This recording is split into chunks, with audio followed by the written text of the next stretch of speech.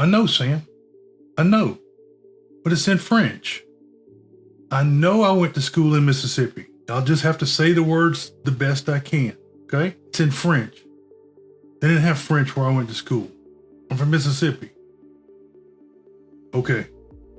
I'll try to mumble through it. Perfect crime, a locked room, and one tiny mistake that turns everything into a nightmare. What follows isn't just bad luck, it's fate tightening the noose. So let's start at the beginning. Hello to all the classic people who are returning. I'm glad you're back. I want to welcome any new visitors and let you know that there will be spoilers ahead. Today on Classic Movie Review, we are taking on the French film noir Elevator to the Gallows 1958. And if all goes as planned, the week that this video is released, I'll be in Paris photographing some locations from this film. More details on that later.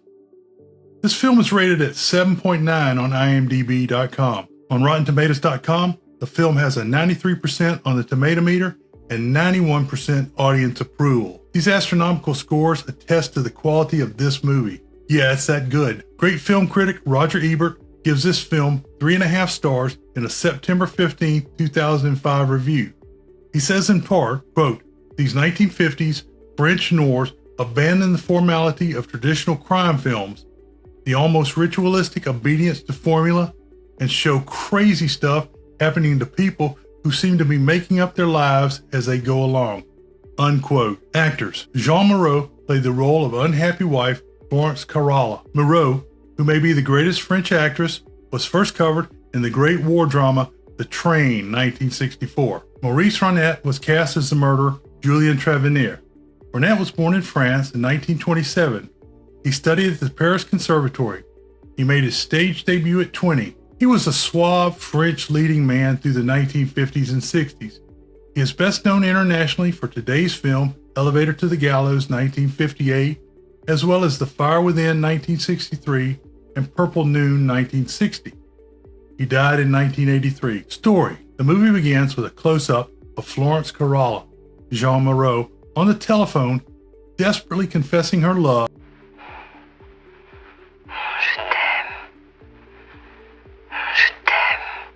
and needing to move forward with Julien Travenier, Maurice Ronnet.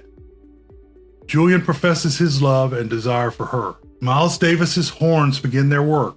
Julien is in a high-rise office building. Florence says she will be waiting at the Royal Camille when the deed is done and that Julien should come in his car. She gives details of what will happen when he arrives in 30 minutes. Julien asks Genevieve, Micheline Bona, to remain at work a little longer on this Saturday evening. The company that Julien works for is the Carolla Corporation, and it is owned by Florence's husband, Simon Carolla, Gene Wall. Julien asks that he not be disturbed, thus setting up his alibi. Julien puts on gloves, then takes a business plan, a pistol, and a rope with a grappling hook out onto the balcony. He throws the hook to the next floor and then climbs the rope. He enters a window outside an empty anteroom outside of Simon's office. Julien enters Simon's office and the man starts raging on him right away for keeping him waiting and delaying his planned trip to Geneva. Simon mentions that Julien kept him waiting during the Indochina Wars. The Indochina Wars were a series of conflicts between the French colonizers versus the future Vietnam and other countries in the region. The wars lasted from 1945 to 1954 and ended with a French defeat. Julien gives a plan to Simon, who is quite taken with the covert findings. After calling Julien a true friend, he mentions that Julien is a war hero and a paratrooper. This plan pertains to Algeria, a colony that France would lose about 4 years after this film was made. Julien pulls the pistol he has on Simon. The older man doesn't take the threat seriously.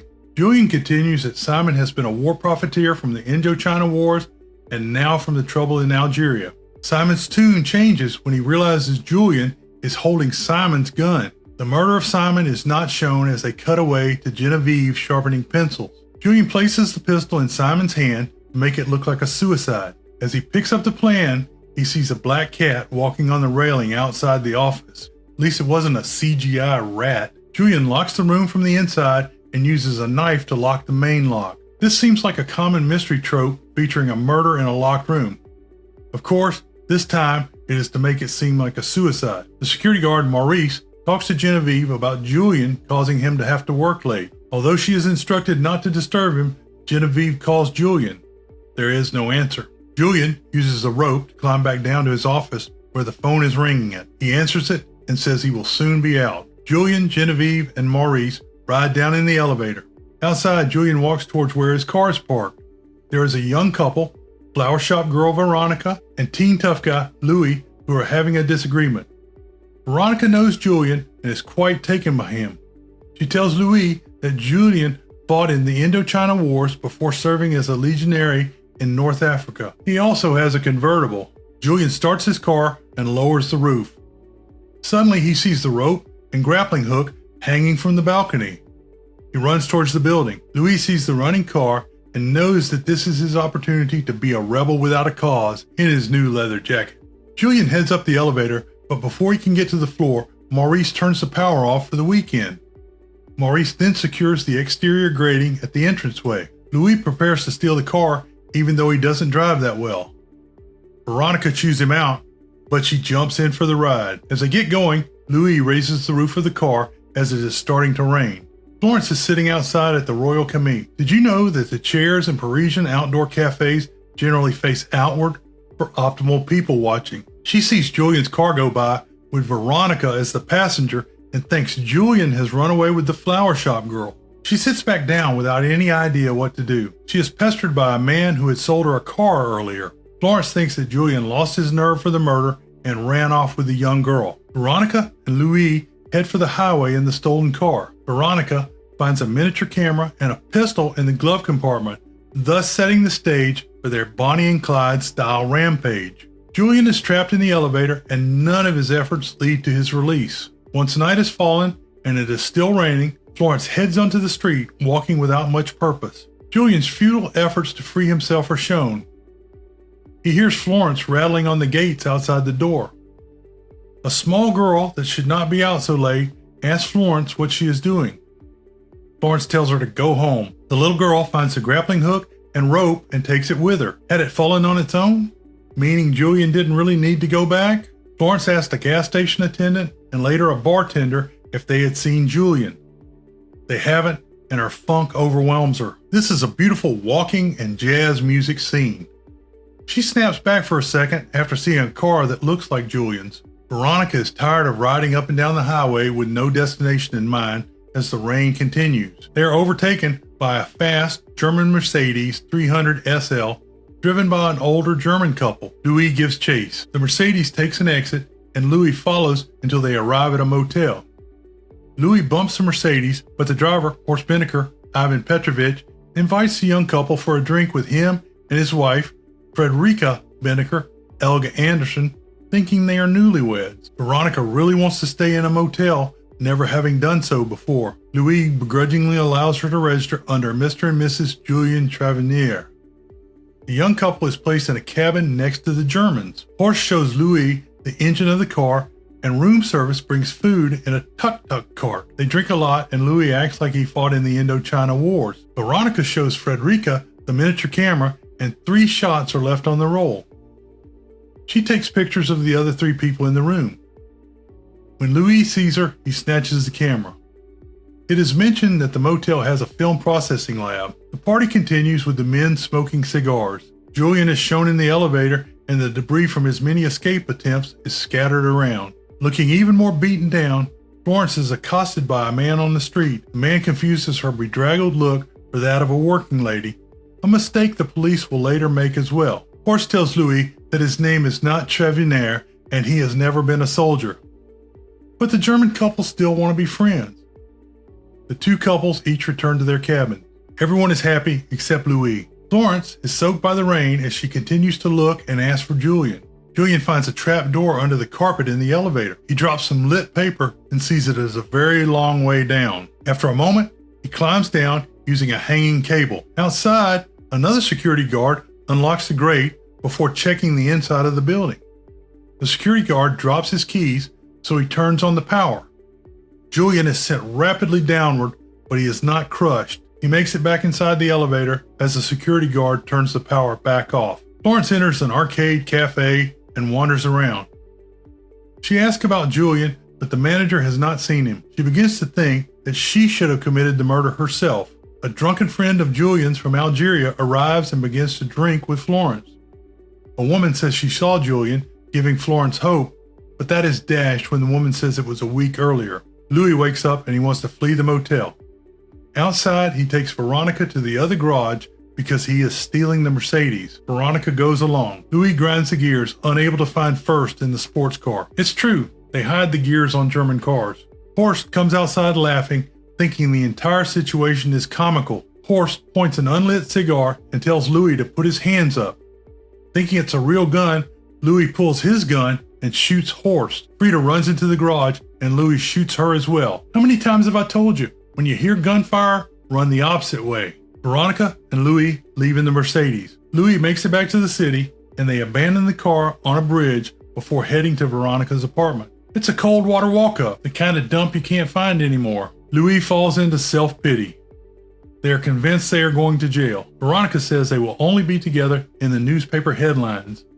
She is romanticizing their plight and it evokes Romeo and Juliet. Veronica puts on some music and they both take an overdose of a barbiturate. They lay in bed and wait for their fate. Florence is next seen in a paddy wagon with a herd of, I think this is the right term, filles de roi. They are unloaded and taken into the police precinct. Julian's drunk friend is brought in as well. The cop is shocked when she tells what her husband's name is. Another cop verifies her story and everything changes. She has them call for her car. While Florence is waiting to be picked up, the homicide detective commissioner comes down to question her. He asks her if she knows Julian. She says she knows him vaguely. When asked when the last time was she saw Julian, she tells him that she saw him the previous evening with another woman in the car. Of course, we know she is mistaken, having only seen Veronica and Louis. The commissioner tells her that Julian killed 2 German tourists. The police have found Julian's car at the motel, plus his coat and gun inside the abandoned Mercedes. Only Veronica was seen at the motel check-in, so they assume Julian was with the young woman. Florence's sighting tends to confirm their suspicions. Florence is driven back to her house where she can pick up her car. At the motel, the police text, carefully collect information. The deputy prosecutor, Hébert Deschamps, is running the investigation. He intimidates a couple of witnesses into saying that they saw Julian, except that they did not. The deputy prosecutor releases information to the newspaper that the killer is Julian. Security guard Maurice and 2 policemen arrive at the Corolla building to search Julian's office.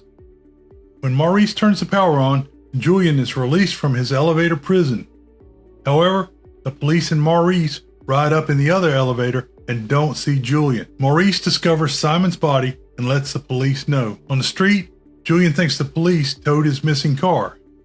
He goes to a small cafe and calls for Florence, but is told she is asleep. The people in the cafe, some of whom know Julian, are looking at him oddly as his picture is already in the newspaper and has identified him as a murderer. Finally, Julian sees his picture in the newspaper as police with blaring sirens close in. In the police station, Julian is given the 3rd degree. They know when he left the building, and they think they know when he drove away with a young female.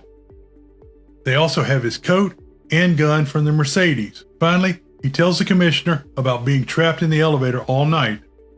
The police dismiss this as ridiculous. He is told that Florence is the one who identified him in the car. He says he barely knows her. The commissioner thinks this information is credible because they both say they don't know each other well, and it has confirmed the stories as he believes it to be. At the office, Florence is told of her husband's death and the future struggle she will have taking control of the business by her business advisor. She finally has time to read the newspaper story. She vows to herself that she will save Julian.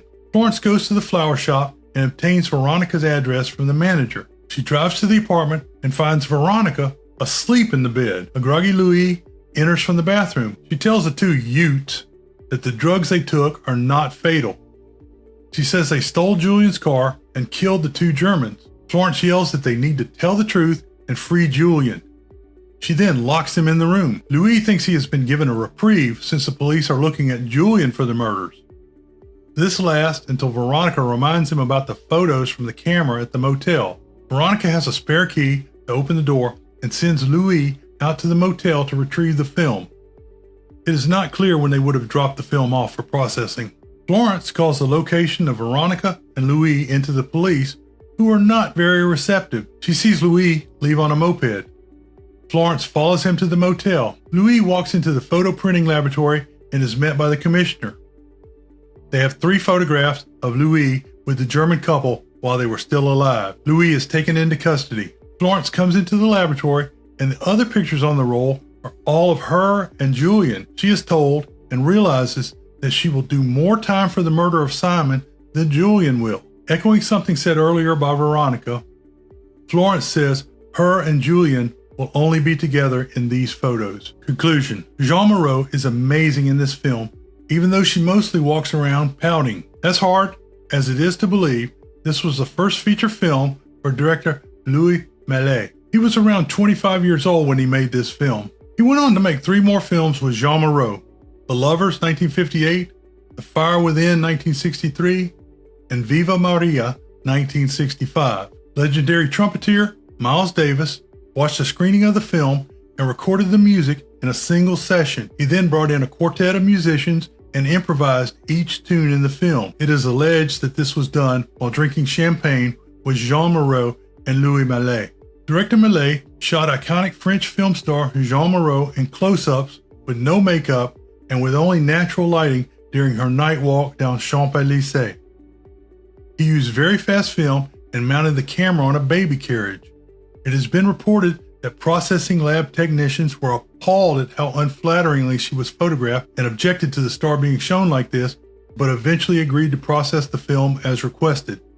Once they saw the results, it soon became clear that Malle had captured every subtlety of Moreau's performance. World famous short summary: never leave photos lying around. Thank you for taking the time to listen. If you want more, be sure to subscribe, hit the like, and ring the bell. Beware the Moors. All right, in a couple seconds, some boxes are going to pop up. One is another film noir review like this. The other is a list of film noir reviews. Adieu.